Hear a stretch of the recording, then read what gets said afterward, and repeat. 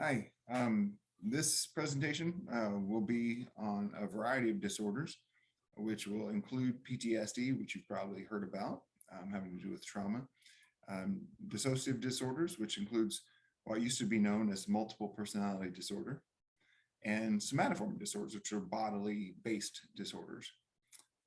So as I've mentioned in emails, this is our third unit for the semester, but we're not going in order in chapters in the book. So it's actually chapter 7. I move from the history and the causes of disorders into this chapter because I think it's an entry into how any one of us can be diagnosed with a psychological disorder. Because especially when it comes to PTSD, any of us can be exposed to a traumatic event, whether it be to a car accident, sexual assault, some sort of like earthquake or hurricane or tornado, anything like that. And I'll get to that here in just a minute. To begin with, I'd like to talk about some of the factors that predispose a person to stress. And that includes definitely our ability to predict and control our environments. I'm going to talk about a study about that in just a second, but the more we can predict what's coming our way and the more we feel like control might be a strong word, if we can feel like we can influence what's happening to us, that will increase our ability to deal with stress. Also, the more generally optimistic a person is, and then they see value in experiences, even if they might be to some degree aversive, that is a factor that can protect one against distress and stress in general. Having a solid friendship group, and also basically some of it comes down to our genes, to the degree to which we had parents and grandparents who handled stress well, that would bode well for us.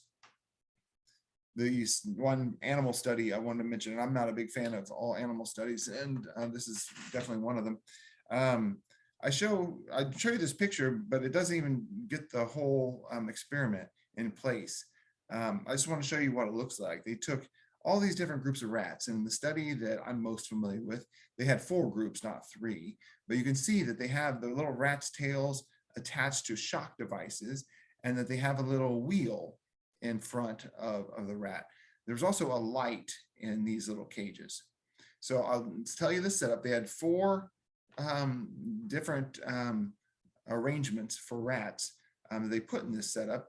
One was a rat that was just randomly shocked, period.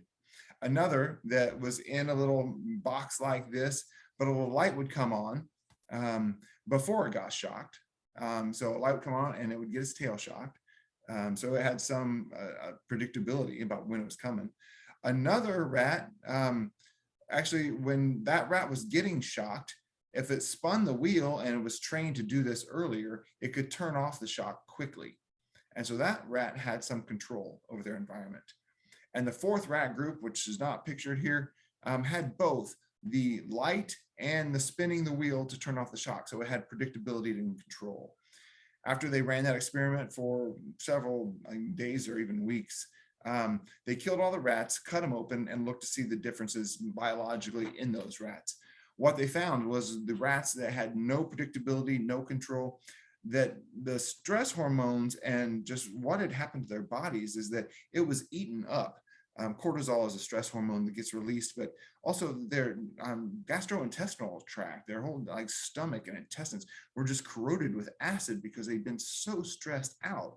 Whereas the rats that were getting the same number of shocks, but had the light and the ability to turn it off, had almost no GI problems at all. The ones in the middle that just had only the light or only the wheel were somewhere in the middle. But I mean, the more predictability and influence or control we have over our environments, the less problems or the fewer problems we'll have with stress. There are several stress disorders talked about in this chapter. Basically, acute stress disorder is considered to be PTSD in the first stages. And so I'm not going to spend a lot of time with it. Basically, what happens with ASD or acute stress is that symptoms are present at least 3 days after a trauma and within 4 weeks of event, and they last for less than 1 month. So you have to have at least 2 days. Now, a person can be diagnosed with this, and then if it goes over a month, it will change from acute stress disorder to PTSD. They have to have at least 9 symptoms that relate to significant distress. And I put down here, approximately 80% of all acute stress disorder cases turn into PTSD. People who only have ASD and who don't then have it turn into PTSD, I mean, they basically recover more quickly, tend to report more symptoms of just being kind of numb and dazed than you have the people where it turns into PTSD. PTSD, and I put up here the DSM criteria for it. As you know, our textbook uses the DSM-4. Currently, in the United States, we're using the DSM-5. I just want to direct your attention to the different symptom sets that correspond to developing post-traumatic stress disorder. And if you've never heard that term before, post-trauma is like a post-game show, like when you have like a post-football game where they're talking about what happened in the game. So post-trauma is after trauma stress disorder. And what's required to be diagnosed with this is actual exposure to threatened death or serious injury or sexual violence in a number of different ways. These notes are up on Canvas, so you can look at these criteria more closely in your notes. You have re-experiencing or intrusion. Sometimes it's going to be nightmares, but sometimes it can be sitting there during the day and feeling like you're back in the event. Avoidance of any triggers that might be associated with the trauma. Negative thoughts and mood related to the trauma, and also even lowered self-worth. And then increased arousal and sometimes even hyper arousal. Well, a person will constantly be on the lookout for threats in their environment, but that can also be related to a lack of ability to sleep, difficulty concentrating, being irritable. Those are the main symptom sets that go along with PTSD. Where do the stressors come from in PTSD? Again, this could happen to anybody. Sexual assault is ridiculously just common. It's estimated that 1 in 5 women in the US will survive a sexual assault at some point in their lifetime. That number is still astounding to me. Combat, sexual assault more affects women, combat more affects men because of situations that they refer to. Car accidents affect everybody. So a common source of developing PTSD. And then disasters, I have up here, I think it's a picture of Hurricane Katrina when it hit New Orleans many years ago. Those are huge, and they affect kids. I mean, I put up here 1/3 of victims, kids and adults of car accidents develop PTSD within 1 year, but like you can have weather, earthquake, plane crashes. But the big things like, I mean, like a big hurricane will affect thousands and thousands and thousands of people. And it affects not only just like an individual person or family, but neighborhoods, towns, cities, community, states. I mean, it goes, and so everybody in one's whole, 300-mile radius might be affected by a natural disaster like that, where there's no relief in sight and nowhere to seek relief. So that is a pretty significant stressor for people who live through those sorts of things. It's estimated in 1 year, you can randomly get about 4% of the population being diagnosable with this, but it's the most recent numbers, and this is different from what your textbook says, is that about almost 9% of the US population will be affected at some point in their life. 2/3 will seek treatment. Women have it more than men. Combat veterans, about 1/3. I'll talk briefly about the psychological basis of PTSD. I mentioned the structures in the brain in the last unit that we were in. And again, if you want to look at the video for the last unit called Dr. DeBoer Talks About the Nervous System, I encourage you to do that. This refers to the limbic system here. Basically, what we know is the limbic system is the emotional brain. And we live through something incredibly traumatic. It's very emotional. That activates this structure here called the amygdala. I'm moving this arrow here. And the amygdala is always on high alert for any threat to us. So what happens is if a person gets traumatized, basically what I often refer to it as, it's like a smoke detector in your house that might go off if you burn a toast in your toaster. It's like once you've been traumatized, any threat sets off this smoke detector and lights up the whole brain. Now, for most of us, what happens if we have a false alarm? Our frontal lobe that allows us to think and evaluate says, no, no, not a real threat. Shh, calm down. But with a person with PTSD, this amygdala overwhelms the entire brain, says, nope, we're not trusting you. This is a threat. And will just bathe the brain in stress hormones like cortisol, and adrenaline gets released in the body as well. So a person's totally hyped up.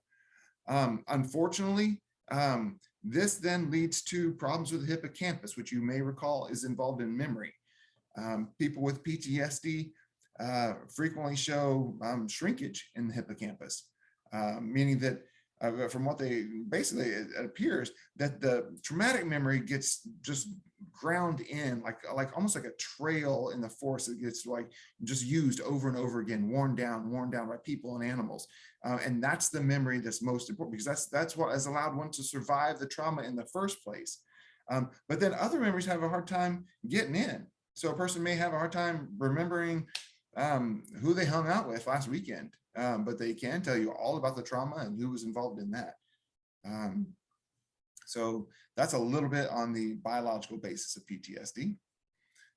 It co-occurs with all sorts of things, which you could probably imagine. Depression, very common to people, and depression also is related to shrinkage in the hippocampus. But the good news is that the hippocampus is the one area in the brain where we do have neurogenesis, or the genesis creation of new neurons. It used to be thought the brain got no new neurons. In the hippocampus, that can happen, and antidepressant medications called SSRIs can help with that process. Anxiety symptoms, you can imagine someone having panic when they're exposed to a trigger. And then a lot of people self-medicate.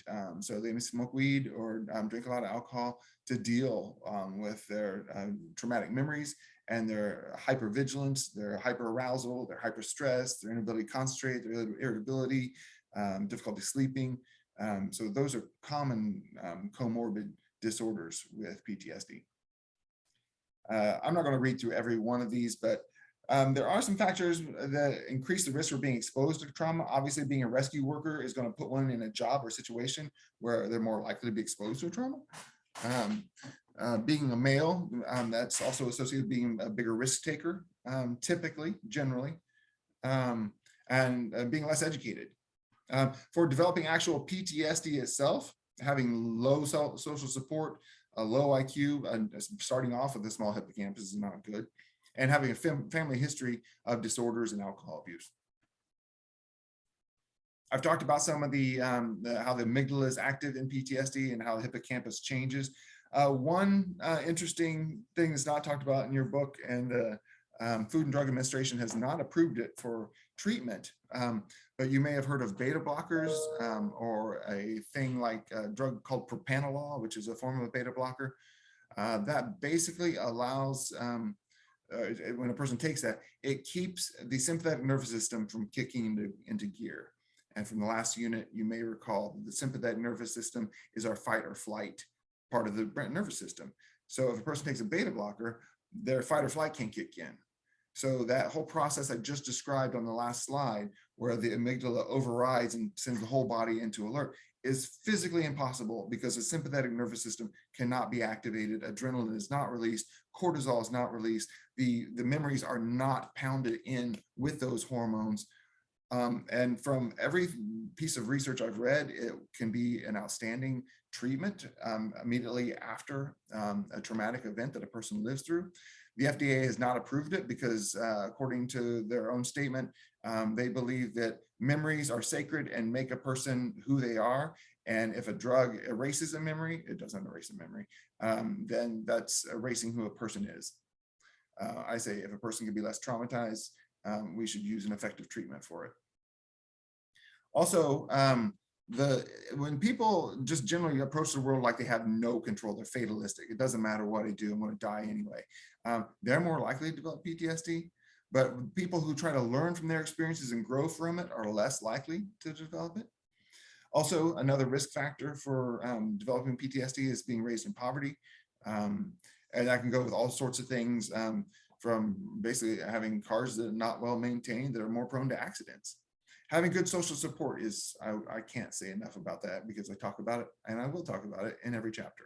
having friends, having family, having people we can rely on. The more we have that, the better off we are for almost every disorder. There are some treatments discussed in your book. I'm only going to mention a couple. As a therapist, I've used prolonged exposure therapy, which involves having a person learn to basically meditate and get their sympathetic nervous system basically calmed, or learn how to do that quickly, and then be able to walk through and expose themselves in their mind by telling the story to the therapist from start to finish, the entire traumatic event, and doing that over and over and over and over. What happens is typically a shift in how the story is told and how it makes sense to a person. I've heard PTSD described as like if you have a file cabinet drawer full of files and those files are memories. PTSD is like someone has opened the drawer and turned it upside down and dumped out all the files on the floor. And then if you're trying to make sense of those files, they're scattered mess. That basically what prolonged exposure therapy helps organize that into a systematic filing system once again, so the story actually has coherence and meaning, even though it may have been horrible, scary, just grief-inducing, but that it makes some sense. And so by telling it in a story, in a narrative, that a person can walk away from it without feeling like it's random, chaos, scattered. It's like, okay, this was horrible. I hated it. I understand what happened. EMDR is its own form of therapy. I will probably load a video on Canvas for that. It's an eye movement process.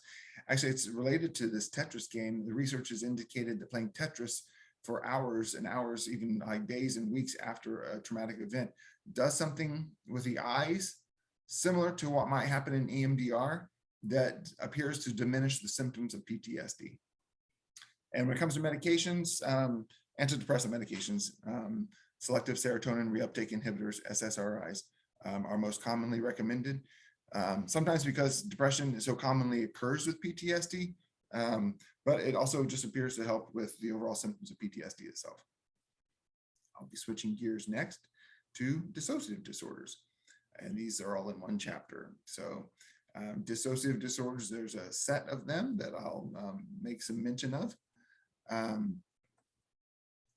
The first one is amnesia, the inability to recall important personal info, usually of the trauma that's kind of recent and current.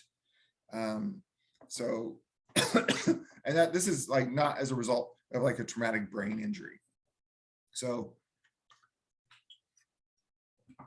for instance, I had a friend who lived through a car accident, and she was on a family vacation with another family, and everybody in the family died. She survived. She did not have a traumatic brain injury, but she couldn't recall anything like 2 days before the accident, during the accident, or pretty much after the accident. And that was never, she was never able to retrieve those memories again. When something so traumatic happens that the memory just blocks it from our own awareness, that's what amnesia is about, typically. There's another form of dissociative, and to dissociate, I hope to be able to, by the time this class is completely up online, have the dissociative experiences survey available for you to look at and complete. Dissociation is something that we all do, and there's levels of it. I mean, most of us will never have amnesia, most of us will never have fugue, most of us will never have dissociative identity disorder. But to dissociate on a daily basis happens. That's just kind of checking out briefly. It's like, I'm looking out my window, looking out the window and spacing out, and find yourself, oh, 30 seconds later, like, oh, I guess I was spaced out. That's like the mildest form of dissociation. And I mean, I see it when I teach all the time. I mean, I do it myself, but it can get more intense by degrees. So I hope to post that scale for you so you can see what it looks like more on a daily basis. What you're seeing with these disorders are the more extreme forms of dissociation. Fugue is having amnesia, but also up and moving to a brand new place and have no idea who you are, how you got there, and where you used to live, who you used to be. So it's like amnesia plus a flight. Very, very, very rare. Less than 1/4 of 1% of the population develops that. And most people do regain their memories. Depersonalization is another form of dissociation where people feel as they become separated from their body and kind of observing themselves from the outside.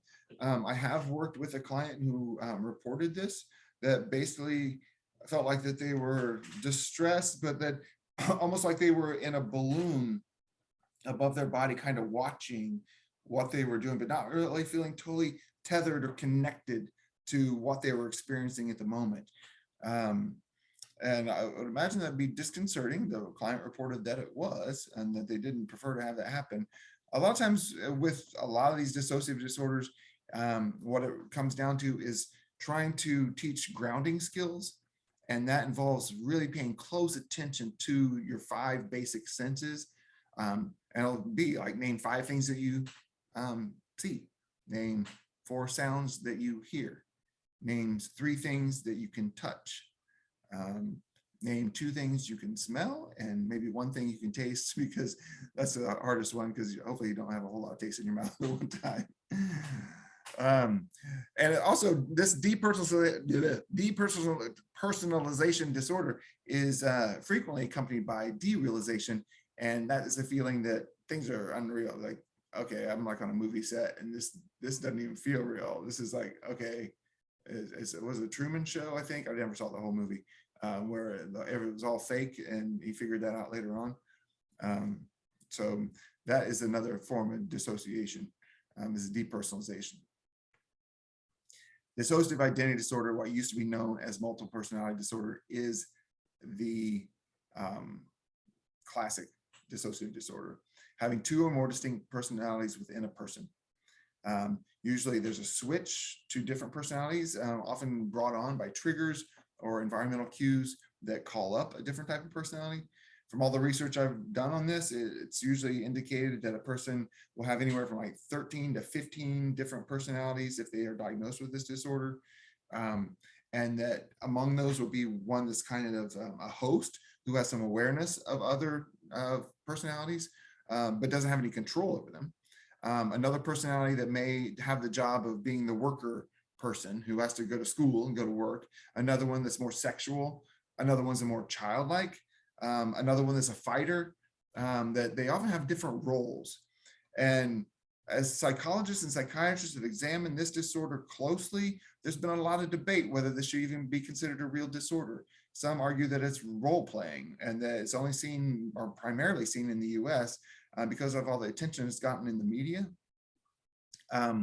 My conclusion is that if a person is having amnesia between personalities, and that they do have distinct personalities being exhibited, that needs to be treated, and I don't care what you call it. Some people would call it something that is akin to PTSD plus borderline personality disorder, and they would say, let's call it that instead of dissociative identity disorder. So to dissociate your identity is how that name came to be. If you look at the switching, some things are really strange. I mean, you can have a person in an MRI or EEG, and when they're in one personality, their brain will respond in one way if they're given light stimulation. And when they're a different personality, the brain will respond in a different way. Their facial expressions can be different. Their handedness, whether the right-handed or left-handedness, could change. Their response to medications, including blood pressure and allergy medications. Their ability to play instruments changes. So if a person is play acting, they're going to a lot of work to do it. Where does it come from? The most common cause that you see for this is severe childhood abuse. About 95% report physical or sexual abuse. Over 2/3 report incest. And you see it co-occurring with substance abuse, depression, PTSD, all sorts of disorders go along with dissociative identity disorder. Excuse me.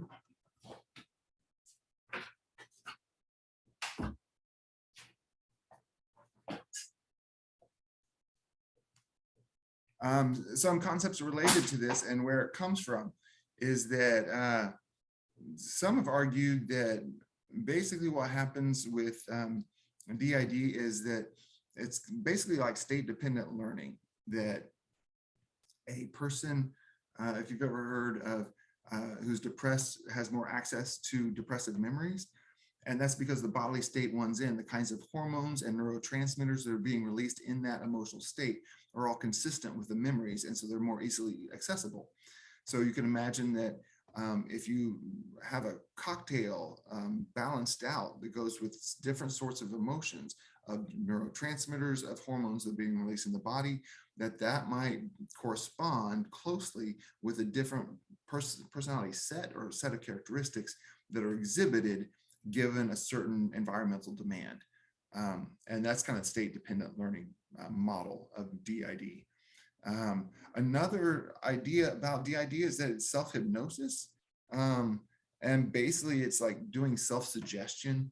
And you can imagine this too, sorry to get so graphic, but that if you were a child, 7 years old, who is relying on your parents to feed you some cereal and take you to school, but that's the same parent who was molesting you the night before, it's basically, it's a very primitive coping strategy. It's a defense mechanism. So when that trauma is happening, it's like a concrete wall is going down inside their head, inside their psyche, that says, this is not me, not me, this is not me, not me, not me. And it creates a fracture or split, fragmentation of the personality.